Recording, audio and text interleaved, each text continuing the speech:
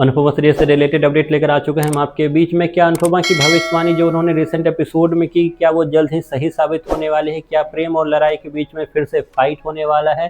श्रुति ऐसी कौन सी चाल चलने वाली है? किसकी होने वाली है अनुपमा सीरियल में फिर से मौत? और शाह परिवार कैसे अनुपमा की ही विरोधी होते हुए नजर आएंगे, इस पे बात करेंगे इस वीडियो में। हमने देखा रिसेंट एपिसोड में किस तरीके से राही ने अचानक से अपने घर को छोड़ा और उसी मंदिर में जाकर वो बैठ गई जिस मंदिर का पता पहले से अनुपमा के पास था, जहां पर उसे पहले से ही, जैसे ही हमने वीडियो के माध्यम से भी आपको बताया था कि अनुपमा को पता है कि राही कहाँ है, इसलिए जैसे ही परी ने बताया, अनुपमा ने बिल्कुल डिटेल नहीं ली उससे, उसे पता चल गया कि उसकी बेटी कहाँ है। और जिस तरीके से हमने आपको बताया था, दौड़ते दौड़ते वहाँ पर अनुपमा पहुँच गया। वहाँ पहुँचकर जहाँ अनुपमा को ये महसूस हुआ कि उसकी बेटी के मन में अभी भी उनके लिए रिस्पेक्ट है, तो वहाँ पर अनुपमा को थोड़ा बुरा भी इस बात का लगा कि आज उनके पास अगर घर होता तो उनकी बेटी को इस तरीके से मंदिर में आके नहीं बैठना होता। जिसके बाद अनुपमा ने लिया है प्रण एक नया घर बनाने का, अपनी बेटियों के लिए घर बनाने का। हालांकि इस घर की बहुत ज़रूरत है, क्योंकि इस सीरियल में मैक्सिमम जो लेडी है वो अक्सर उनकी शादियाँ टूट जाती है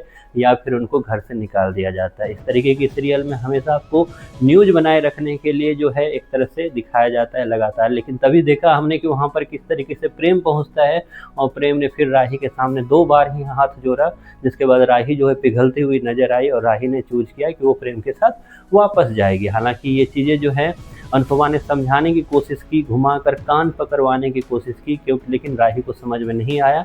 राही वहाँ से निकलते हुए नजर आई। जिसके बाद अनुपमा ने बोला, भगवान श्री कृष्ण को, कान्हा जी को बोलते हुए नजर आई कि हम जानते हैं कि ऐसी चीज़ों में ये जब एक बार हो जाता है तो ये बार बार होने की संभावना ज़्यादा होती है। ठीक उसी कहावत की तरह कि अगर रस्सी टूट जाए और रस्सी को दोबारा जोड़ने की कोशिश की जाए तो रस्सी को दोबारा जोड़ तो लिया जाता है, लेकिन गांठ उसमें रह जाती है। तो ठीक उसी तरीके से होने वाला है आगे का सफ़र।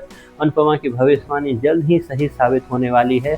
प्रेम और राही फिर से अलग होने वाले हैं, क्योंकि कहानी का उद्देश्य ही यही है। इस कहानी फूड कंपटीशन का उद्देश्य ही यही है।